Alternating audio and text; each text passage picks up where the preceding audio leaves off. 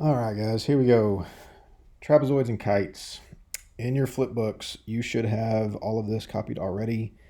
This part right here is basically the definition and a little bit of vocabulary about trapezoids. Trapezoids are defined as quadrilaterals with exactly one pair of opposite sides parallel.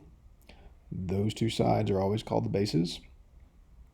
The other two sides, which are never parallel, are called the legs. And if the legs happen to be congruent, we call it an isosceles trapezoid. That ought to be easy to remember because isosceles triangles also have congruent legs. Now, in your flip book, hopefully you drew this line down the middle. Everything on the left is true of every trapezoid, whether it is isosceles or not. And obviously, this stuff over here on the right is only true of isosceles trapezoids. All right. The length of the mid-segment, there's a word you've heard before, is the average length of the bases. All right, so if you think back to special segments of triangles, you saw this word mid-segment, and if I can get my cursor to move. Whoop, there we go. Remember how the mid-segment of a triangle joined the midpoints of any two sides. In a trapezoid, a mid-segment joins the midpoints of the two legs. That's why you have those congruent marks and those congruent marks. And it turns out that that mid-segment is parallel to the bases. So you got things like corresponding angles here and here that would be congruent and stuff that we learned a long time ago. And the new idea is that the length of this mid-segment is the average of these two bases, which is spelled out down here in formula form. And remember, that's true of any trapezoid, whether it is isosceles or not. And as far as isosceles trapezoids only, again, the definition is congruent legs. Both pairs of base angles are congruent. Base angles are at the end of each base. So like angle B and angle C are referred to as a pair of base angles. And angle A and angle D are referred to as the other pair of base angles. And you notice by the congruent marks here, it's marked that they're congruent. That's because it's isosceles. You should know what's going on with angles A and B way back from chapter 3 because those are same side interior, or we might have said consecutive interior, making those supplementary. And then finally, diagonals are congruent. You heard this in our lesson over rectangles. And if you remember your Venn diagram, trapezoids really have nothing to do with rectangles. It just so happens isosceles trapezoids and rectangles have this same property. Now, one thing that's not really marked in this picture, hold on, technical difficulty. There we go. One thing that's not really marked in this picture that I will go ahead and add to it is that every time in an isosceles trapezoid you draw on the diagonals, these two segments will always be the same. Oh, that's terrible. I have to make do with how bad my picture is here. And then those two segments will always be the same.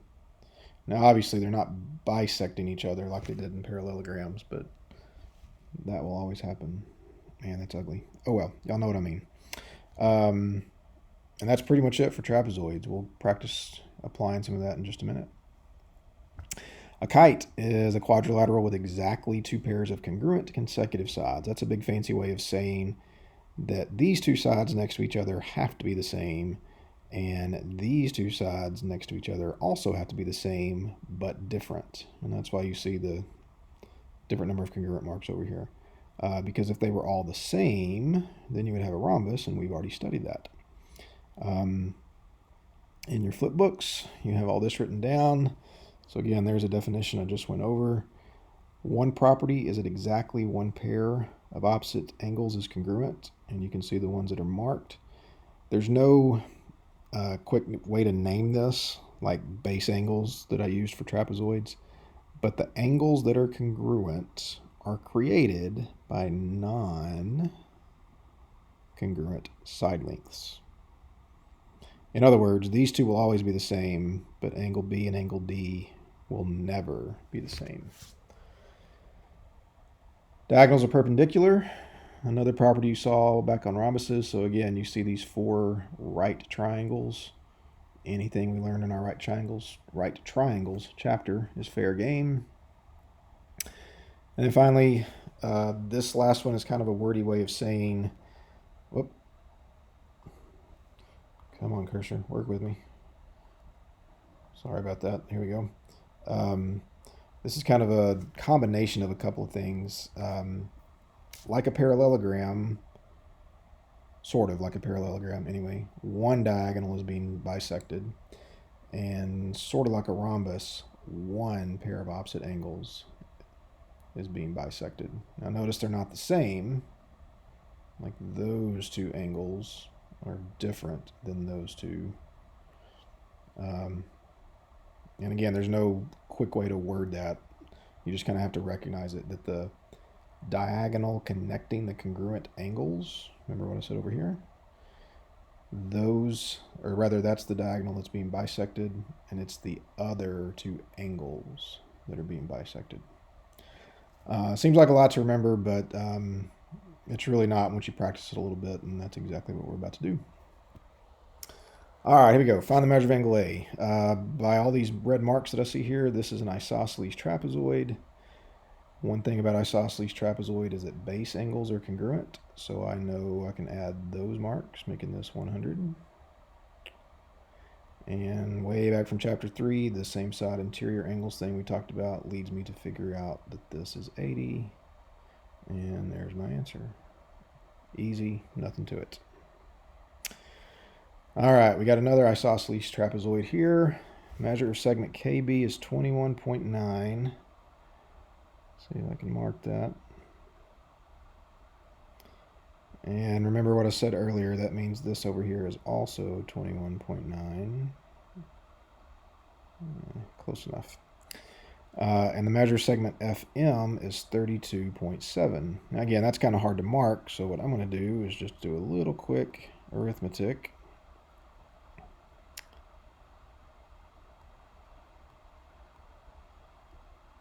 And figure out that this part up here has to be 10.8.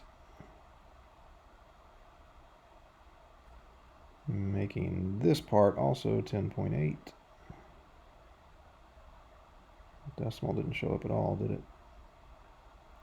There we go. And measure segment FB. We got it. Easy. Nothing to it. All right, another isosceles trapezoid. Find the measure of angle F. That's up here. And remember, one property is that base angles are congruent. So if this one's 49 and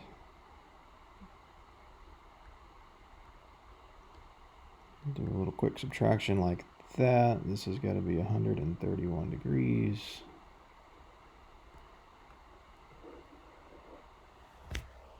And that's it.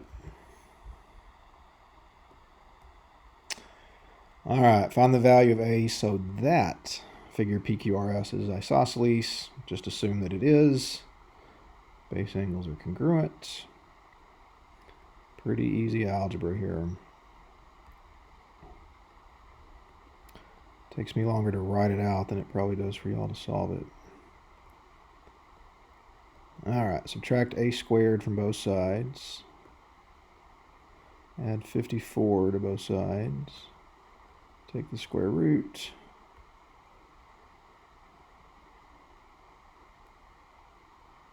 All right. Now if I look carefully, looks like I'm squaring A both times, so I guess technically I should do this, because either a plus or a minus 9 would work. Let me write that a little clearer. Both of those work for a value of A.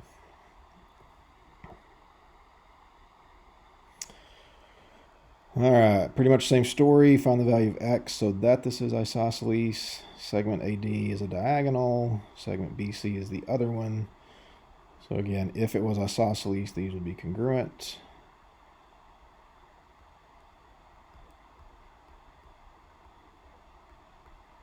Another easy equation, subtract 9x, add 11, divide by 3, circle your answer. That's it.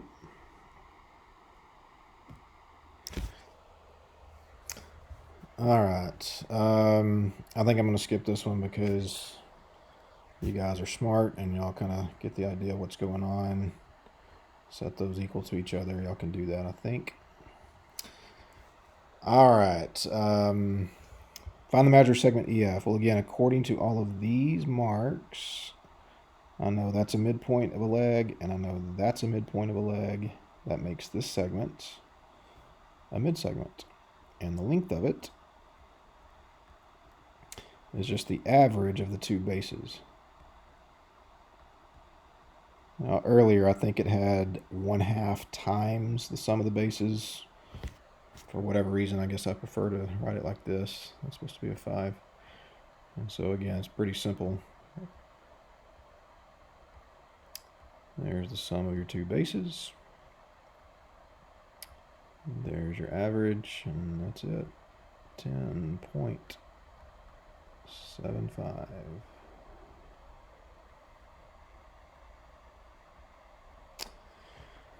All right, find the measure of EH. Well, EH is a base, and we already know the length of the mid-segment, but the formula that I just used is pretty much the same topic or idea, I guess, that's going to get us through this. So there's the average length of the bases. There's one base, and the other one is our variable. So we multiply both sides by 2.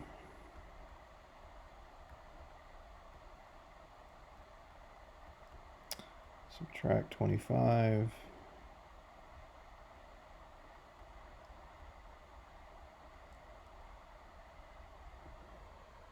And there you go. All right, on to kites. We have a kite. Before I do anything, I'm going to add a couple of marks here. Diagonals of a kite are perpendicular. And this is probably one of the few times that if it's not already spelled out, you can trust your eyes, because it certainly looks like these two lengths are the same and these two lengths are the same. I guess y'all want to see my golf email picture, do you? Or notification. Let's get rid of that. So here we go. Measure segment BC is 25. That makes this 25 as well. Measure segment FD is 15.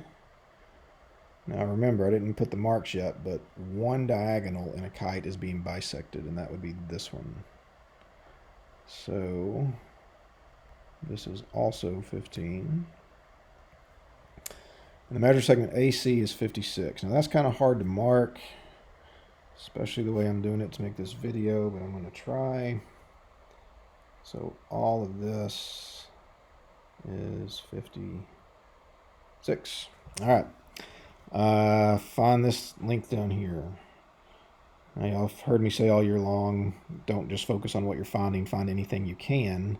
So if these are both right triangles, and the hypotenuse is 25, and one leg is 15,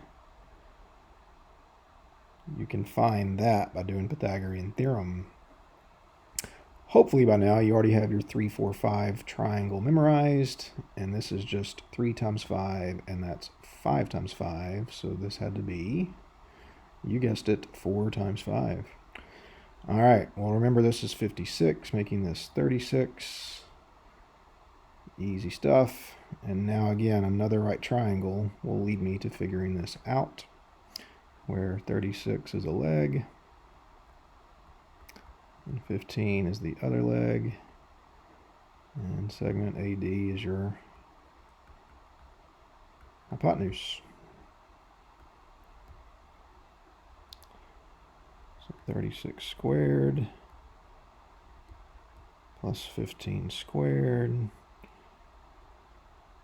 square root of that answer.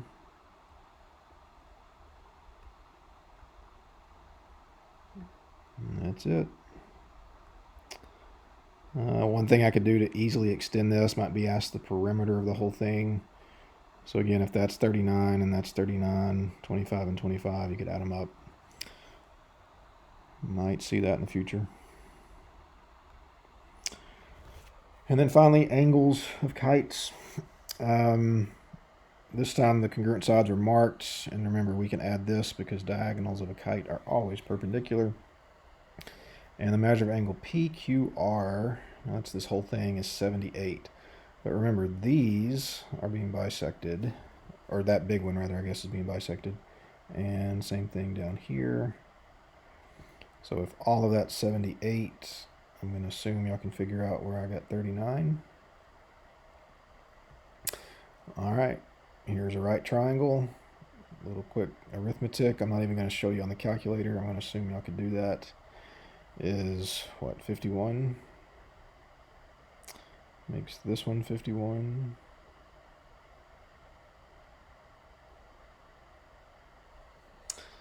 I didn't even put this part in there yet.